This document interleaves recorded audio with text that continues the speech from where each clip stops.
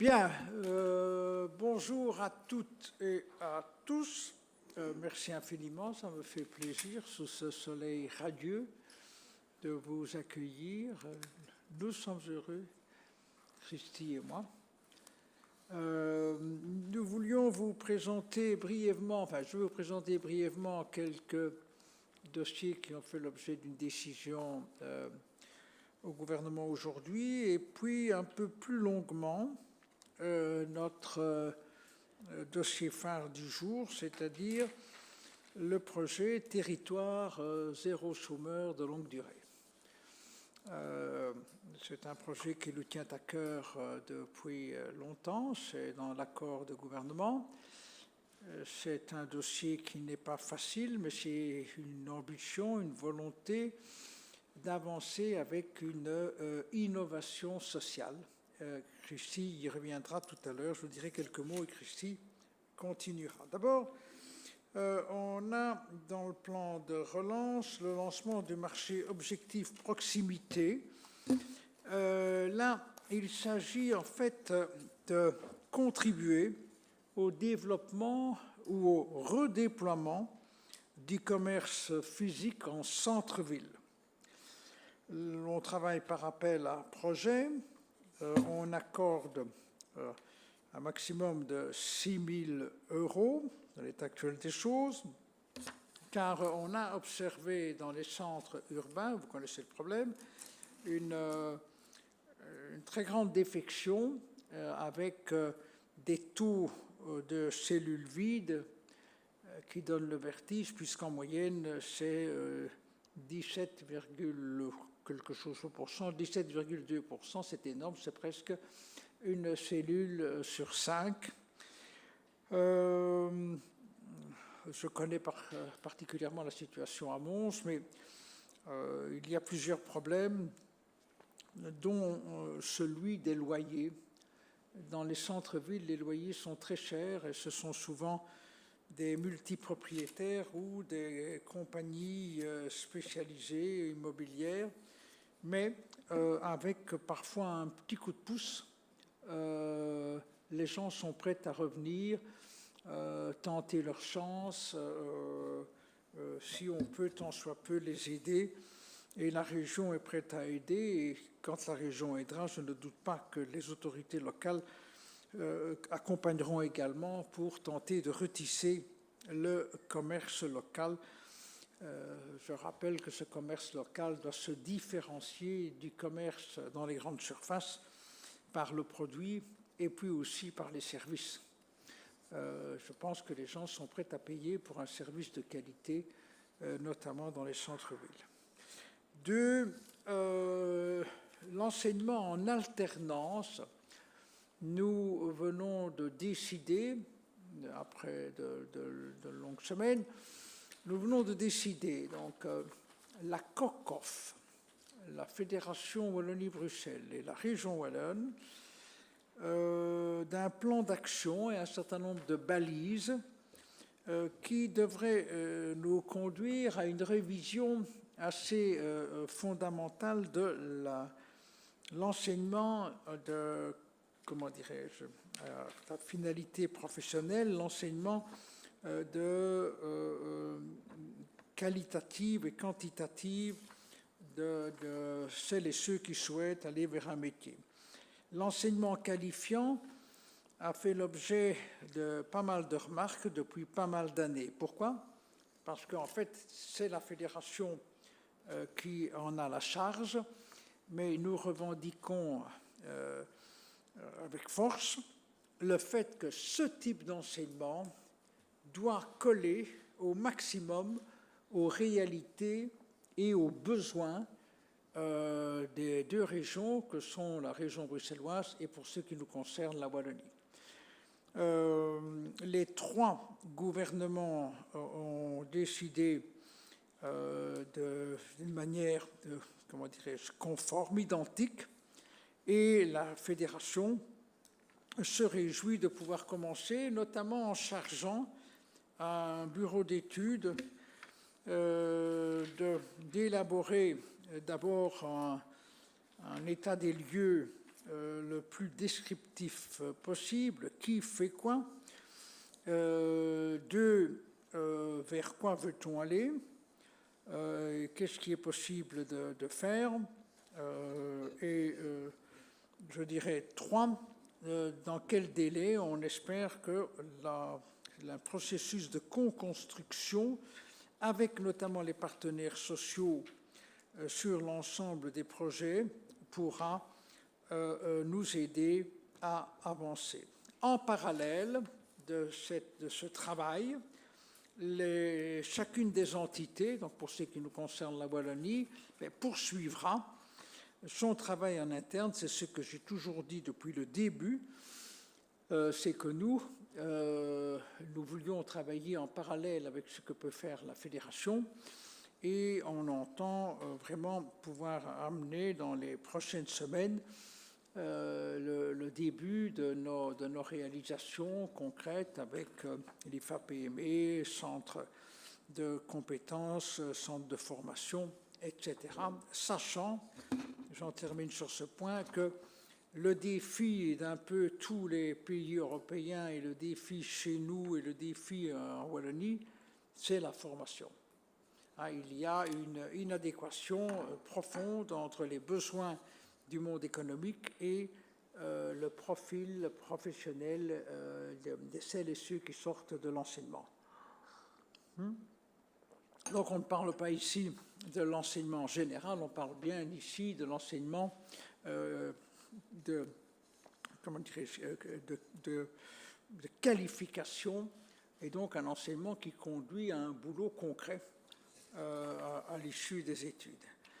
On a également décidé d'un programme du dispositif EcoPac-Renopac. En fait, c'est le droit à chacun à un logement décent et agréable. En fait, ce dispositif donne accès à des prêts à taux zéro par l'intermédiaire du Fonds du logement des familles nombreuses et la Société wallonne du crédit social. Et là, c'est pour soutenir les citoyens dans la rénovation énergétique de leur habitation. On a bloqué un budget très important pour cela, puisqu'il s'agit ni plus ni moins de 84 millions. Et compte tenu des circonstances dans lesquelles nous nous trouvons pour le moment, une autonomie énergétique apparaît dorénavant presque une obligation morale en Europe, et c'est clair que cette autonomie passe non seulement par la production d'énergie renouvelable, mais aussi par une moindre consommation importante et donc par la réduction des déperditions dans un bâti wallon qui est un bâti vieux. Et bien entendu, les personnes les moins aisées, qui ont des revenus les plus faibles, ont énormément de difficultés à réaliser les travaux, ne serait-ce que par exemple l'isolation de la toiture. Il faut quand même plusieurs milliers d'euros et ça ne se trouve pas comme ça. Le gouvernement a également décidé des modalités d'organisation des élections communales et provinciales. Alors, ne vous effrayez pas, il ne s'agit pas d'avancer ou de reculer la date, mais bien de mettre au point les modalités. Parmi les décisions symboliques, mais ô combien importantes, nous avons limité à 50% de la somme légale de campagne électorale, à 50% de cette somme, les subventions aux réseaux sociaux. Pas besoin de vous dire qu'il y a quand même des grands spécialistes qui utilisent beaucoup d'argent pour ces multinationales, parfois décriées au Parlement wallon et ailleurs. Mais bon,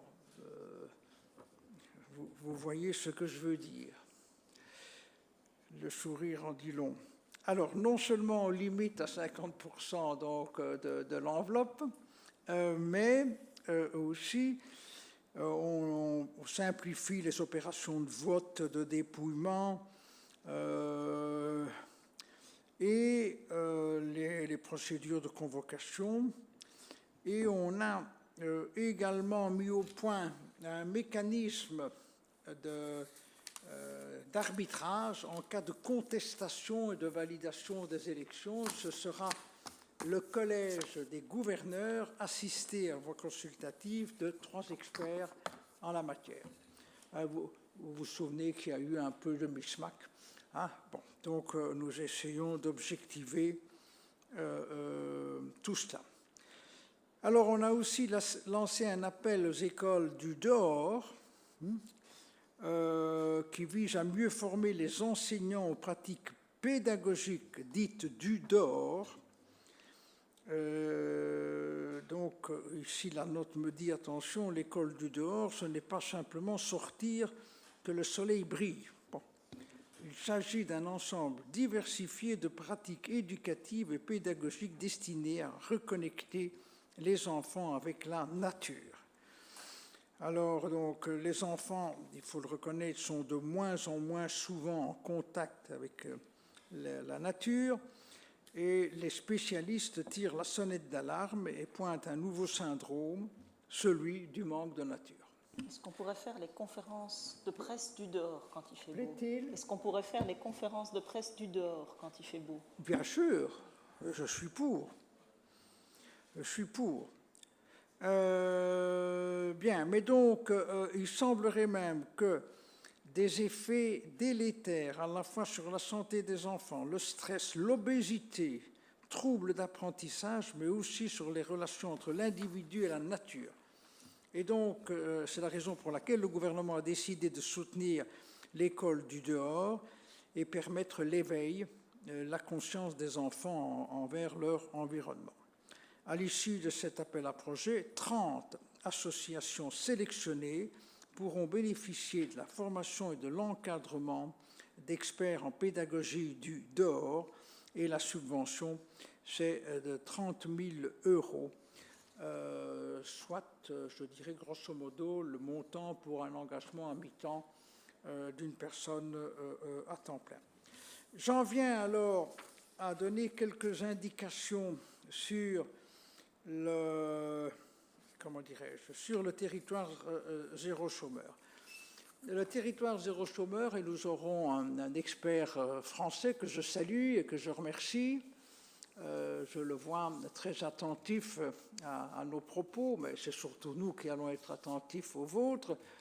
Le territoire zéro chômeur, nous l'avions indiqué dans notre accord du gouvernement, parce que nous pensons qu'outre les systèmes actuels de mise en emploi, d'accompagnement qui fonctionnent, il y a peut-être des modalités sociales que nous pourrions expérimenter.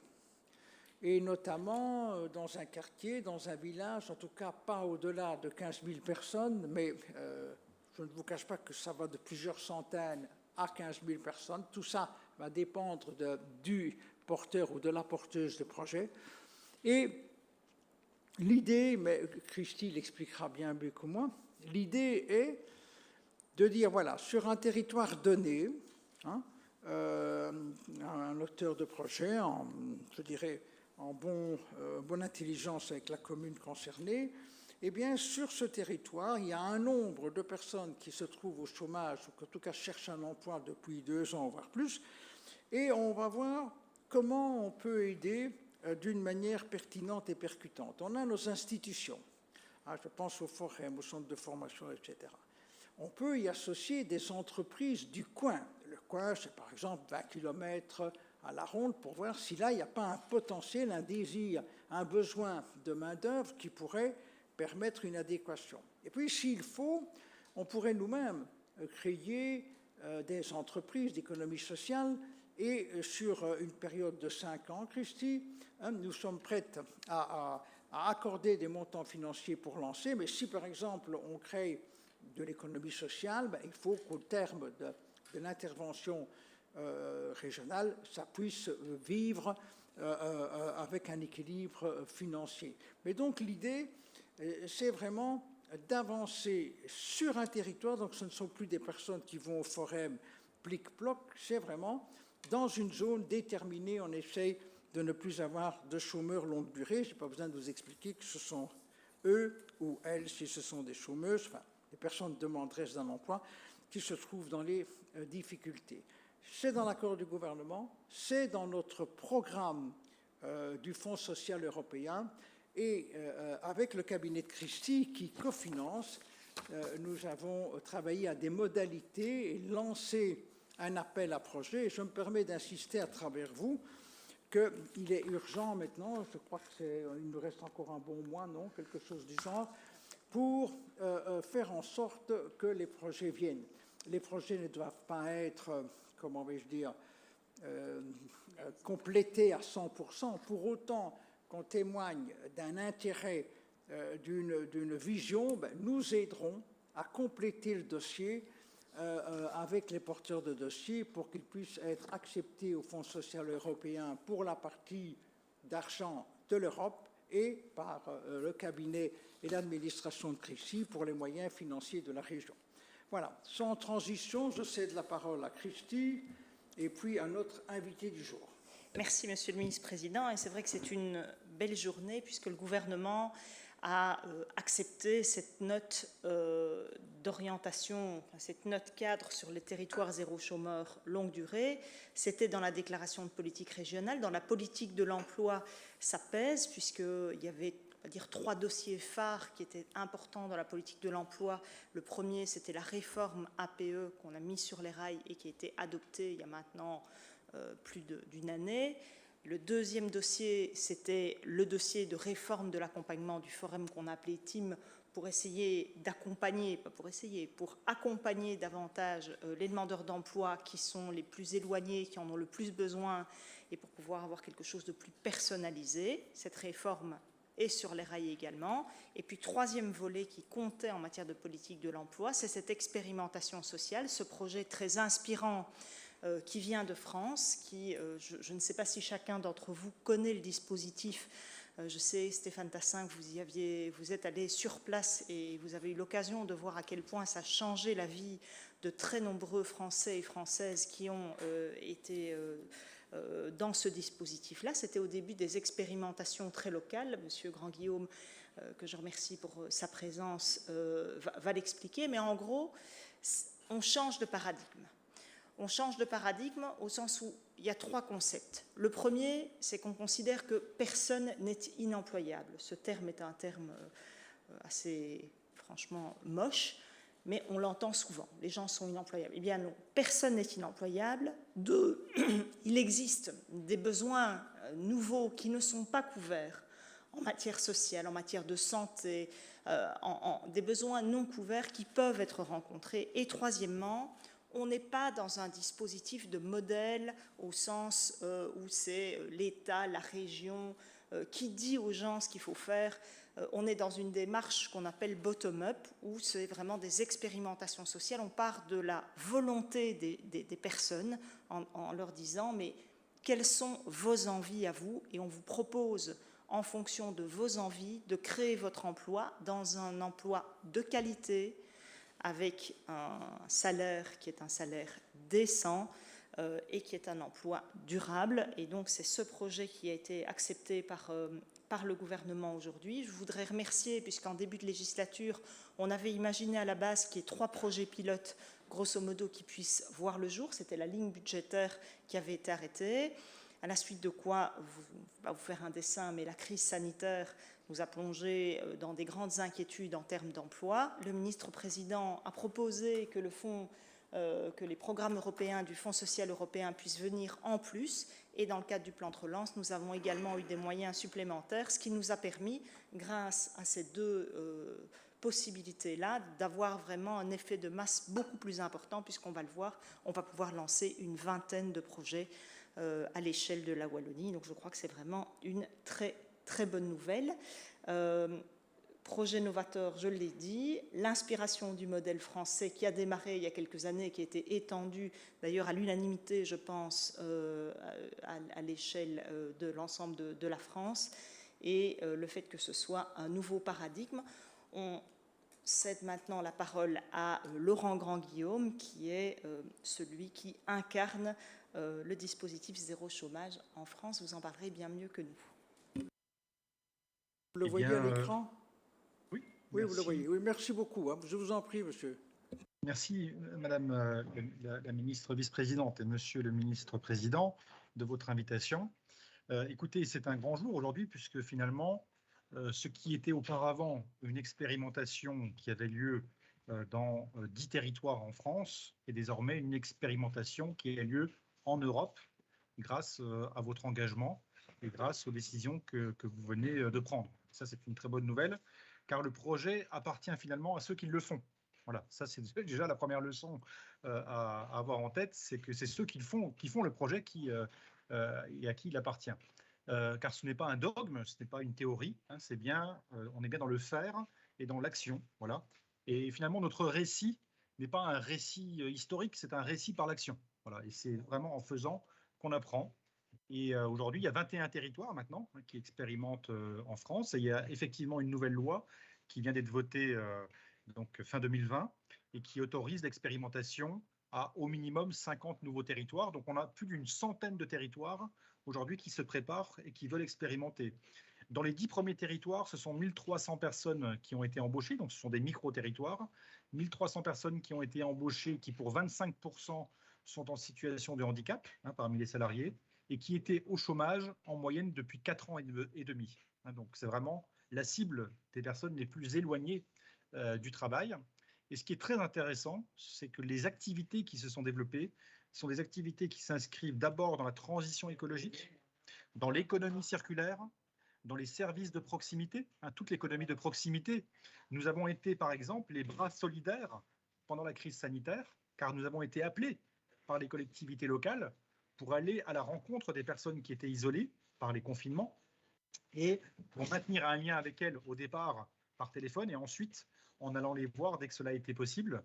Et donc ça a été très important parce qu'on a pu maintenir aussi des activités pendant cette crise sanitaire, des activités de proximité, voilà, qui répondent à des besoins locaux non satisfaits. Et on a créé des activités qui n'entrent en concurrence avec personne. Ce sont des activités donc qui créent des emplois supplémentaires.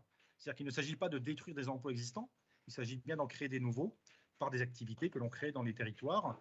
Et il s'agit aussi de soutenir une ingénierie de projet dans le territoire, c'est-à-dire finalement de faire sauter les silos. Vous savez, les silos que l'on voit un peu partout, d'ailleurs en Europe, on s'enferme dans des silos quand on est un acteur, et puis on ne regarde plus à côté pour travailler avec l'autre, alors qu'on est tous porteurs de la même solution. La solution, c'est de faire en sorte qu'il y ait justement une solution pour toutes les personnes qui n'ont pas d'emploi aujourd'hui et qui sont exclues du travail. Donc aujourd'hui, nous, ce que l'on fait, c'est qu'on prépare tous ces nouveaux territoires à expérimenter par la capitalisation. On apprend de tout ce que les autres ont fait pour le transmettre aux nouveaux territoires. Donc tous ces éléments sont bien sûr à votre disposition aussi. Et nous organisons des formations, également formation des acteurs, sur la base de ce que nous avons appris dans les premiers territoires. Et donc ça marche très bien, voilà, et ça se développe bien. Et maintenant, nous nous lançons dans la recherche aussi, pour comprendre ce qu'il faut améliorer.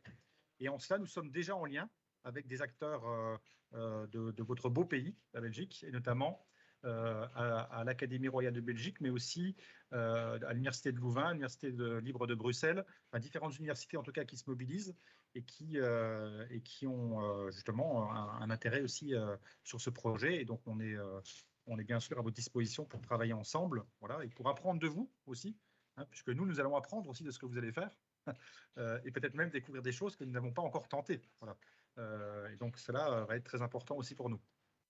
Merci beaucoup. Et donc, c'est parce qu'on va passer une petite vidéo, mais on va passer une petite vidéo avec des témoignages. Mais alors peut-être après la vidéo, si vous pouviez nous indiquer quel est l'apport, la contribution du pouvoir public dans la réalisation des projets. Soit vous le faites maintenant, soit vous faites comme vous voulez. Je peux le faire maintenant très vite. Oui. En gros, l'État, parce que bon, nous en France, on est dans un pays très centralisé, comme vous le savez.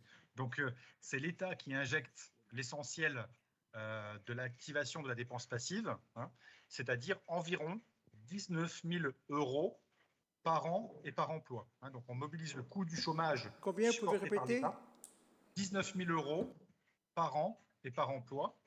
Et après, nous avons les départements qui apportent près de 3 000 € par emploi. C'est-à-dire que par emploi, il y a au total entre l'État et les départements 22 000 € qui sont injectés par la puissance publique, voilà, pour financer donc, ces emplois. Et après, il y a d'autres apports, en particulier pour les investissements au départ, parce qu'au départ, il faut investir dans les machines, dans les locaux. Donc, il y a des apports en investissement. Merci beaucoup. Eh bien, nos discours sont sûrement très bons, mais je crois que rien ne vaut des témoignages. C'est un projet de société qui prétend détruire la privation d'emploi. Quand on voit tous les besoins de la société, le travail ne peut pas manquer. Il y a toujours plus de travail à faire qu'il n'y a de gens disponibles. On va aller à la rencontre des personnes, identifier avec elles leurs compétences en leur demandant qu'est-ce que vous savez faire, qu'est-ce que vous avez envie de faire et qu'est-ce que vous êtes prêt à apprendre. Je ne savais pas que j'étais commerciale, je ne savais pas que j'allais conduire un camion, je ne savais pas que j'aurais pu faire la petite vendeuse et écouter les clients. Ça me motive parce qu'en fait, on crée le début du travail. J'ai jamais été responsable de ma vie avant de rentrer dans cette entreprise. On a commencé de rien et maintenant ça ressemble à de très beaux locaux. On peut organiser ton planning par rapport à la garde de tes enfants aussi. Et ça, c'est vraiment très important. C'est super compliqué de pouvoir bosser quand on a un handicap assez lourd. La règle, c'est que toute personne qui peut travailler, nous, on lui fournit du travail. Dans une entreprise normale, on va rechercher la compétence avant d'aller rechercher si le poste est compatible ou pas. C'est tout l'inverse en fait, d'une entreprise classique. On a des solutions qui sont définies à un niveau local, qui sont définies par les acteurs locaux, par les personnes privées d'emploi elles-mêmes. Et donc on ne fait pas pour quelqu'un, on fait avec les personnes. L'idée géniale des entreprises à but d'emploi, c'est de développer des activités qui n'existent pas aujourd'hui, c'est-à-dire de venir débloquer du travail supplémentaire. On a fait un bilan intermédiaire qui est vraiment très positif. On voit une société d'assistance qui est en train de se réduire et qui se remplace par une société de travail. Les aides sociales, les associations caritatives qui voient leur fréquentation diminuer. On voit aussi que le fait que les personnes retravaillent, ça rejaillit sur toute la famille. C'est que ce n'est pas juste un projet pour des personnes au chômage, c'est un projet qui va refaire bien vivre tout le territoire. Dès qu'on commence à travailler et qu'on nous donne le droit de travailler, on a plus de sourires, on est plus joyeux, on est positif, on vit. Non, on avait tout essayé contre le chômage jusqu'à territoire zéro chômage longue durée. Il y a des solutions, elles existent, nous le prouvons. Donc, on doit les mobiliser partout où c'est possible, partout où il y a des volontés. Si Christy me le permet, en voyant ceci, j'ai de l'émotion parce que toute personne a des capacités. Et ce sont souvent des capacités ignorées. Et ce que vous voyez là, ce que nous voulons faire, c'est finalement révéler et développer ces capacités. Parce que beaucoup de personnes, on ne leur demande pas, mais finalement, peu importe les études que vous avez faites ou que vous n'avez pas faites, qu'est-ce que vous pouvez faire? Comment peut-on faire? Et on se met dans le sillon d'un désir. Et on a les résultats, parce que non seulement il y a tout l'aspect économique, mais il y a l'aspect de la qualité de vie, de la joie de vivre, du bonheur des gens avec leurs familles, leurs enfants, etc. Je cède la parole à Christy à nouveau. Vous avez d'autant plus raison qu'on a en Wallonie un chômage structurel pour quasi la moitié des demandeurs d'emploi qui sont des demandeurs d'emploi de longue durée. Et donc depuis plus de 2 ans. Et ça, c'est une de nos particularités. J'ai eu l'occasion, à la demande, à l'initiative du roi, d'aller au Danemark, voir avec lui la manière dont on activait les demandeurs d'emploi danois. C'était extrêmement intéressant et on s'en est en partie inspiré pour la réforme de l'accompagnement du Forum. Mais il y avait tout ce qui n'était pas transposable. Et ce qui n'était pas transposable, c'est qu'il y avait un très haut taux de qualification des demandeurs d'emploi danois et surtout un temps au chômage, ou en tout cas d'inactivation ou d'inoccupation, qui était beaucoup plus court. Et donc on sait bien que dans les politiques publiques qu'on a menées, on arrive, j'ai envie de dire, relativement facilement à activer toutes les personnes qui ne sont pas depuis très longtemps sans occupation, mais par contre, pour le reste, c'est beaucoup plus difficile. Alors bien sûr, les pouvoirs publics ont mobilisé des techniques comme Tremplin 24+, on a mobilisé des politiques publiques pour, par exemple, coup de boost dans le cadre du plan de relance.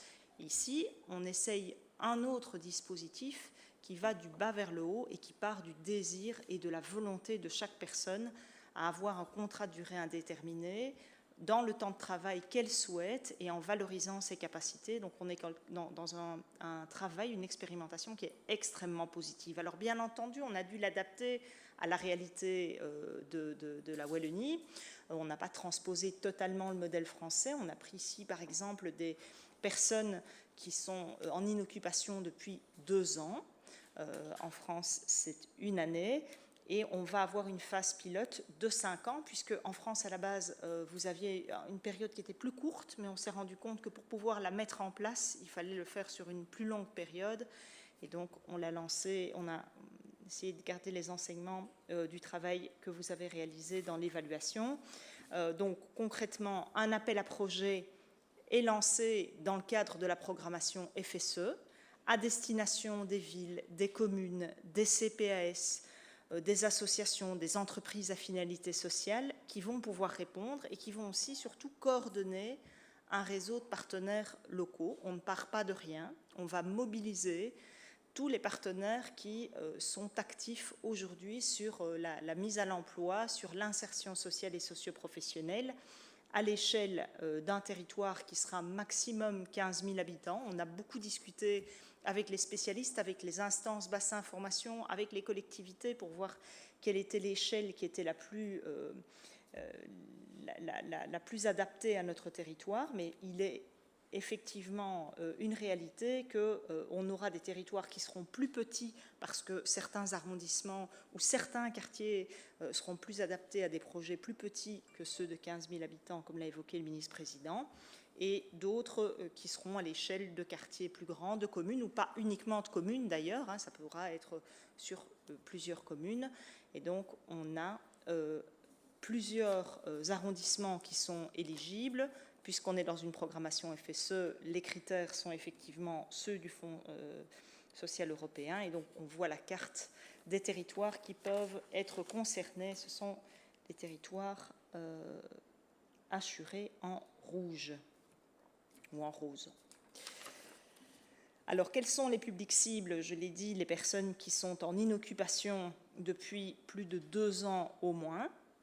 Avec un pilotage qui se fera évidemment par le service public de l'emploi, donc par le Forem et par le service public de Wallonie Économie Sociale. On va évaluer aussi le dispositif à mi-parcours et on sait qu'on va pouvoir lancer des activités économiques, comme je l'ai expliqué ou comme ça a été expliqué, dans des besoins qui sont non couverts.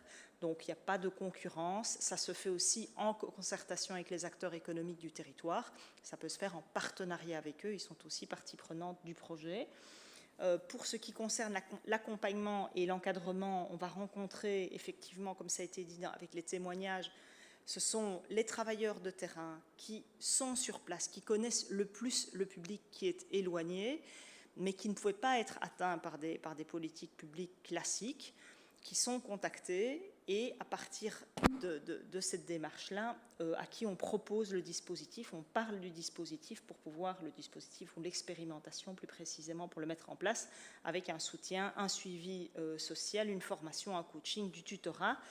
Évidemment, il y a toute la question de la gestion des ressources humaines qui est importante pour être dans cette attitude volontaire, positive, et où on fait ressortir de la personne quelque part toute la confiance qu'elle a perdue. On sait que la confiance en soi est quelque chose qui se perd très rapidement quand on est chercheur d'emploi, et donc le temps aggrave considérablement les choses. Pouvoir faire ressurgir toutes ces capacités, progressivement, ça demande un gros travail et une manière de travailler qui est assez particulière. Et puis des financements, un financement qui est un financement extrêmement important, qui est rendu possible grâce au soutien du gouvernement wallon à travers le plan de relance et à travers le Fonds structurel européen, le Fonds social européen, puisque sur 5 ans, ce seront 104 millions d'euros qui seront mobilisés pour ces dispositifs-là. Nous allons donc pouvoir lancer plus de 20 expérimentations ou 20 territoires qui pourraient être développés sur la Wallonie et où on accompagnera les personnes qui sont très éloignées de l'emploi vers une activité durable, de qualité, avec un objectif de pouvoir en créer plus de 1000 personnes à terme dans le monde professionnel, en sachant, et les Français l'ont montré, que ça a un effet boule de neige et un effet levier, puisqu'il y a évidemment toutes les personnes qui sont suivies à travers le projet Territoire zéro chômeur longue durée, mais il y a aussi toute la mobilisation des acteurs et des personnes qui peuvent rentrer dans d'autres dispositifs ou d'autres idées qui peuvent émerger de manière alors plus économique traditionnelle ou qui donneront des idées aussi au terrain en matière de formation, en matière d'emploi, de création d'activités.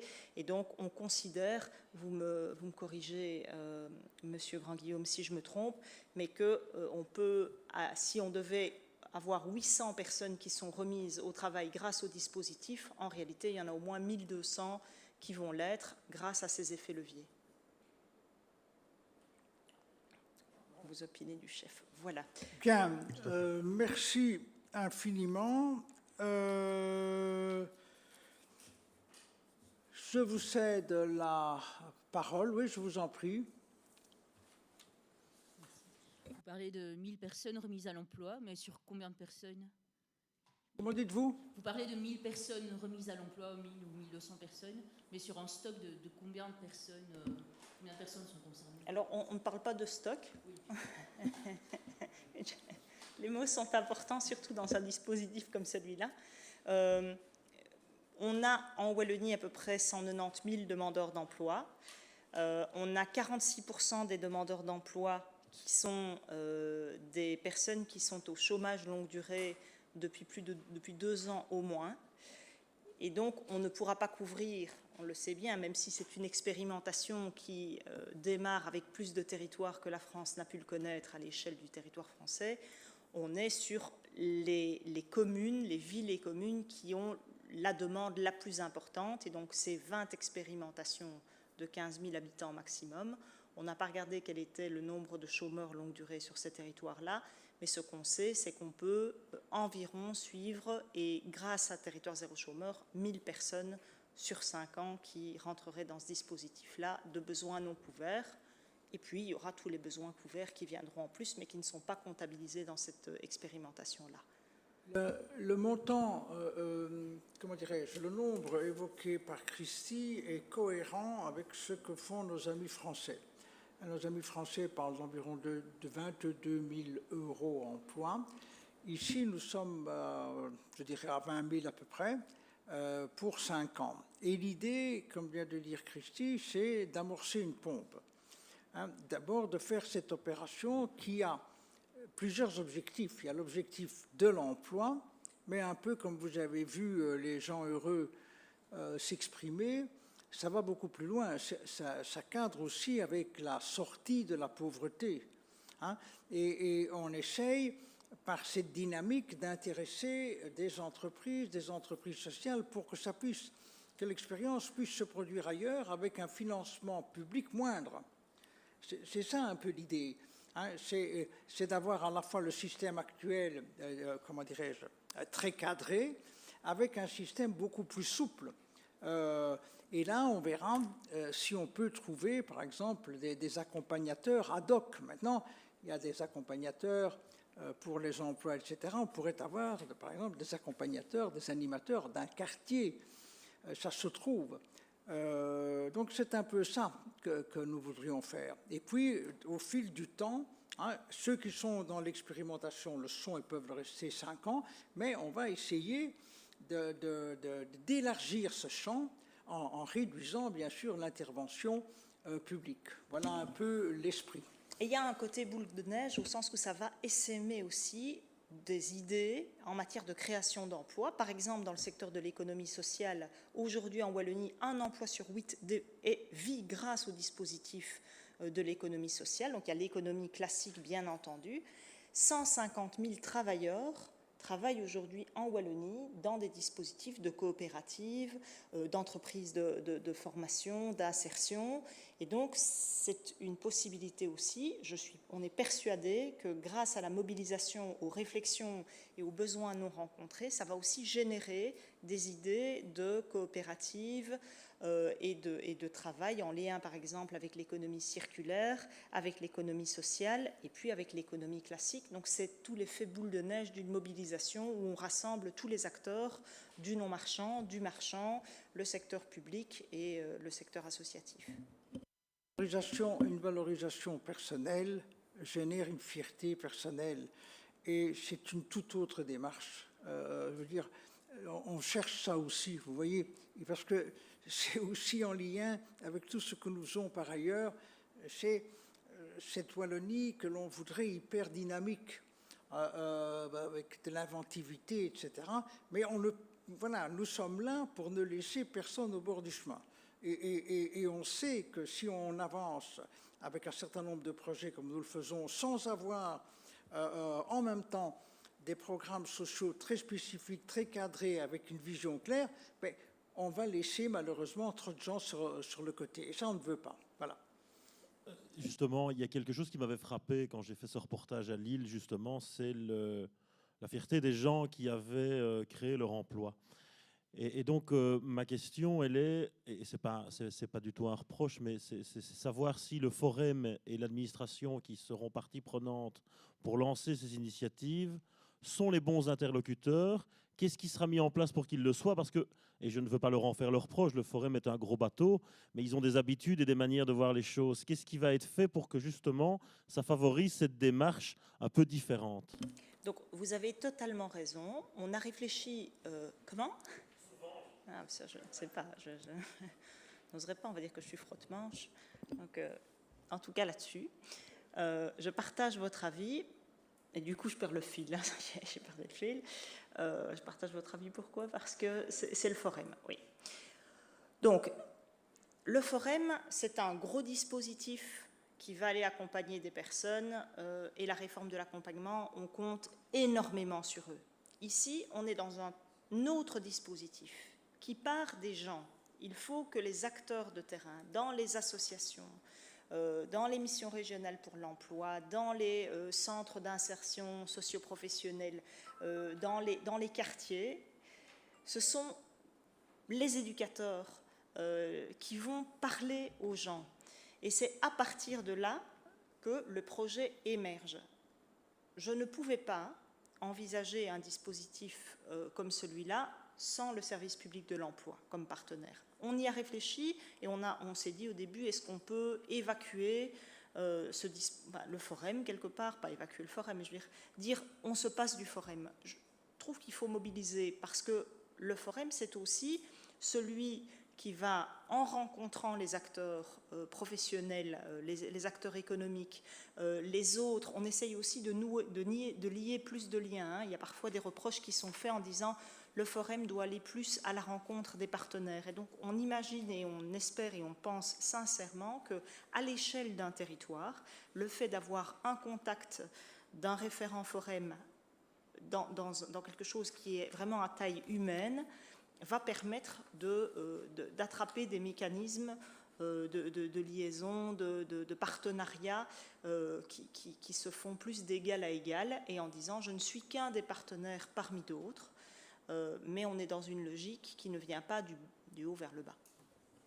Et beaucoup moins institutionnelle. D'ailleurs, ce n'est pas du tout institutionnel. C'est pour ça que dans l'appel à projet, on laisse le champ libre aux territoires, aux partenaires, aux villes, aux communes, en leur disant quels sont vos besoins.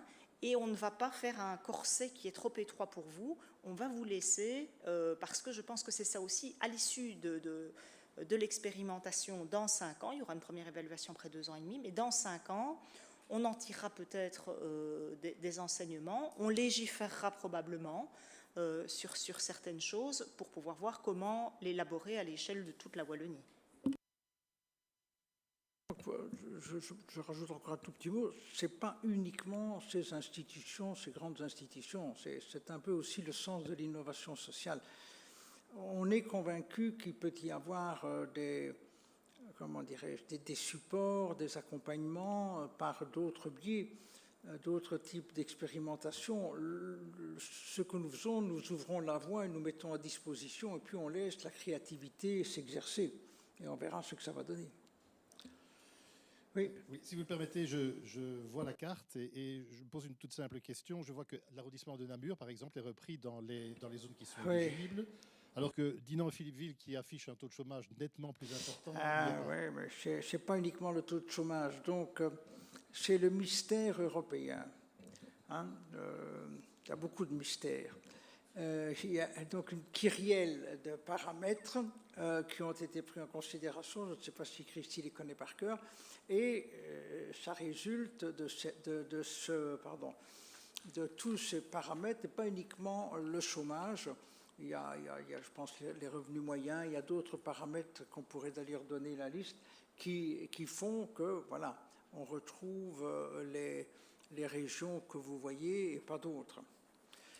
C'est vrai qu'on a la vision de Namur avec une certaine aisance, mais il y a aussi à Namur, même ici, des zones défavorisées. De l'autre côté du chemin de fer, je sais pas si je suis allé, il y a quand même... Enfin, tout n'est pas du même niveau que le long de la Meuse, pour faire simple. Hein. Alors, comme vous m'y invitez, Président, je ne les connais pas tout à fait par cœur, mais je vais quand même vous épater parce que j'avais... Voilà, mais elle n'est pas surprise, vous voyez. Je me doutais qu'on allait poser la question. Ouais. Je me disais que si j'étais journaliste, je poserais la question. Donc, c'est un territoire. Donc, il y a des territoires qui sont éligibles sur base de l'indice composite développé par l'IWEPS, qui prend en compte le pourcentage de bénéficiaires du revenu d'intégration sociale de 18 à 64 ans, le pourcentage de bénéficiaires du RIS 18-24, la part de bénéficiaires BIM, le taux de chômage administratif, le taux de chômage des jeunes, la part de mineurs vivant dans un ménage sans revenu du travail. Et donc vous prenez l'indice composite de ces critères-là et vous obtenez les territoires qui sont éligibles, en sachant que ça se fait sur la base d'une pondération combinant le taux de demande d'emploi de plus de 2 ans et l'indicateur synthétique d'accès aux droits fondamentaux.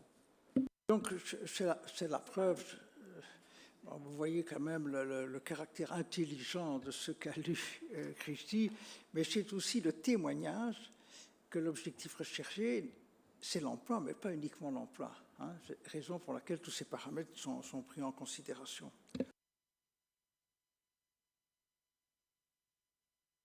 Je me demandais aussi quel type de contrat serait proposé à ces personnes, parce que j'ai cru comprendre que dans le cas français, l'idée c'était d'aller vers un travail en CDI avec un petit salaire. Qu'en sera-t-il en Wallonie? Donc un CDI, ça fait partie des critères. Et sur le revenu, effectivement, il y a un distinguo par rapport à la France. Les organisations syndicales avaient été particulièrement attentives dans les consultations à ce volet. Donc ça dépend en fait du secteur dans lequel ils vont travailler. Ça dépendra de la commission paritaire. Si on est dans le secteur de l'économie sociale, dans le secteur du réemploi, on sera dans telle commission paritaire. Mais on rentre dans un contrat de travail normal, classique, avec un revenu qui est un revenu qui correspond entièrement au salaire qui est versé à un travailleur classique. Et dans le temps de travail qui est souhaité par la personne. Oui. Dans la mesure où effectivement ces personnes qui pourraient retrouver un travail ne sont plus sur le payroll de l'ONEM, est-ce que d'une façon ou d'une autre, le fédéral a été amené à contribuer à cette opération ou est-ce que vous l'avez sollicité? Donc on va parler avec le fédéral, on doit d'ailleurs parler avec le fédéral sur plusieurs points. Oui, le fédéral devrait nous aider. Hein, il paye pour le moment, l'ONEM paye pour le moment des allocations de chômage pour un certain nombre, pas tous, parce qu'ici il n'y a pas que les personnes au chômage indemnisées. Hein, donc ici on va bien plus loin. Hein, mais il y aura un dialogue avec le fédéral. Monsieur Grand-Guillaume, vous voulez rajouter quelque chose? Écoutez, en tout cas, tout cela me paraît très clair. Et donc, je vous remercie. Nous avions peur de votre jugement, donc on a essayé de faire pour un mieux. Non, en tout cas, ce qui est important, c'est que, en fait, tout part de la volonté aussi du territoire. C'est-à-dire que c'est la rencontre entre un soutien qui vient du gouvernement et un territoire qui est mobilisé. Donc, une carte ne peut pas être complètement, vous voyez, traitée, car ce qui est important, c'est la volonté des acteurs du territoire de faire les choses. Autrement, ça ne marche pas, contrairement à un dispositif qui serait descendant. Là, ce qui est important dans ce projet, c'est que les acteurs s'approprient finalement la solution, la construisent avec les personnes qui sont privées durablement d'emploi, et on ne les considère pas seulement comme des bénéficiaires de quelque chose, on fait avec elles. Vous voyez, on les remet au cœur de la décision. C'est très important, car les personnes demandent à pouvoir dessiner aussi la solution qui va les concerner. Voilà. Merci infiniment. Peut-on répondre à d'autres questions? Je remercie celles et ceux qui nous suivent sur YouTube. On nous suit sur YouTube. Voilà. Merci infiniment. Bon après-midi et n'hésitez pas à être au dehors. Merci. Merci à vous.